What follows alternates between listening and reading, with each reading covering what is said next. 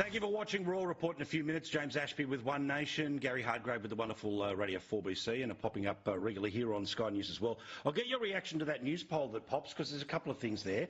Albanese holds as preferred Prime Minister, different than the polls that showed that he was underwater in New South Wales, Queensland, Victoria. You heard before with Simon talking about particularly New South Wales, Victoria, having the seats to decide all of this. But then you see the other things here, where the Libs in front when it comes to primary, in front when it comes to 2PP. But the perception issue now too, James, if the majority of people think you are going to win, does that tell you that they're going to, or just an assumption is there and it's up to the Libs not to bank that? You've got to pretend that it's the other way around and fight.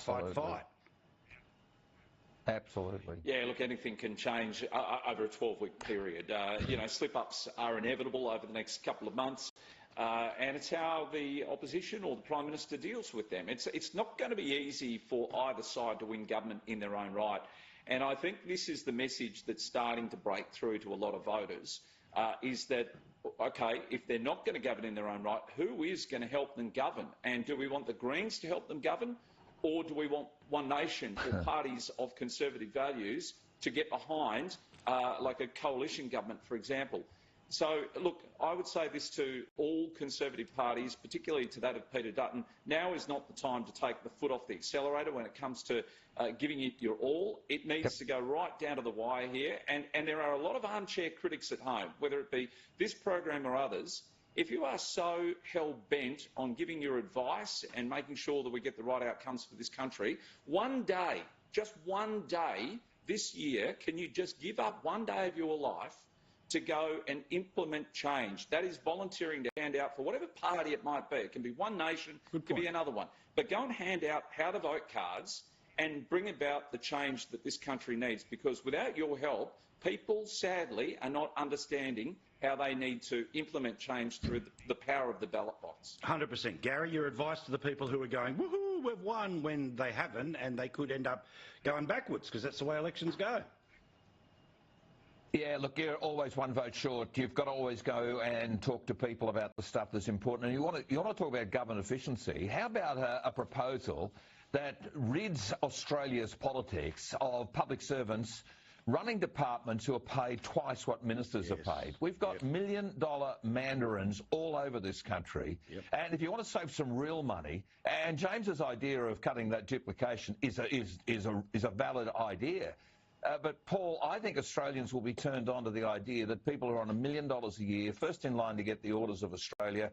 They travel at the highest class, if not first class, business class, all around the world. They get the best seats at Olympics and other events like that, and they get paid a wage bigger than their boss, who's the minister, who, by the way, of course, works for us. So I think we've got to actually have a look at the way in which we lower the cost of government, get government out of our lives. And you can sprinkle the Trump dust. Peter Dutton is not Donald Trump. Australia is not America. We can't tell the world to go float their boat somewhere else over Paris simply because we can't sell goods overseas, because everyone, box ticks on whether or not we're doing something about whatever global emissions and whatever else is going on. But, Paul, we can stand on our own 2 feet, demand that our public sector is staffed by people doing the job, not those who are hiring consultants and setting themselves up for a career after their million-dollar mandarin time comes to an end. I think these are things that everyday Australians will relate to.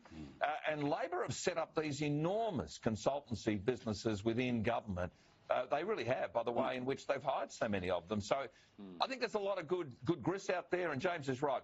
Pedal to the metal, keep going, Peter Dutton, I say. I think it'd be good, how Trump sort of did, Gulf of Mexico is now Gulf of America.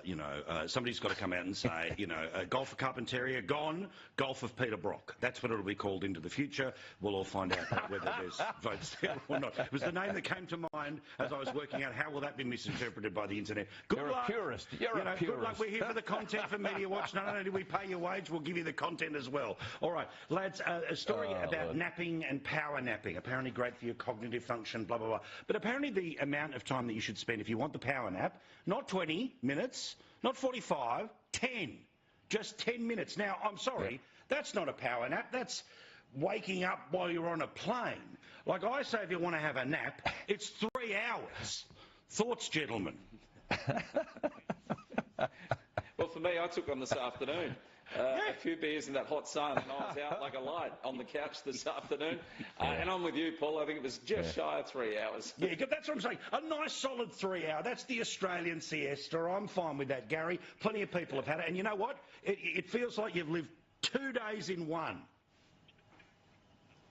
Yeah, and there's so much power in James Ashby, isn't there, for a 3 hour nap? Same with you, Paul. But look, mate, 10 minutes does it sometimes. 20 minutes is pretty good. 40 minutes is frightening. But 2 hours actually puts you in the wrong rhythm or some technical thing. But, mate, look, siestas work in so much of Europe. The biggest economies in the world enjoy a siesta. I don't know why we don't do the same thing. But you have to start work at 6 in the morning, OK, and finish at 10 o'clock at night, probably. Also, I think there's a downside to what James was saying before about the 3 hour nap, it's normally beers or burnout or a combination of both. That seems to be a significant part of how you get there. It's certainly the case for many people around Australia. Lads, I do appreciate it. We'll listen to you on the radio. Tomorrow, Gary, we'll see you on the telly many times this week, James, but obviously, most importantly, here next week. Thank you. That is our show for tonight. If you want to send me an email, paul@skynews.com.au. Back tomorrow for another big one. See you then.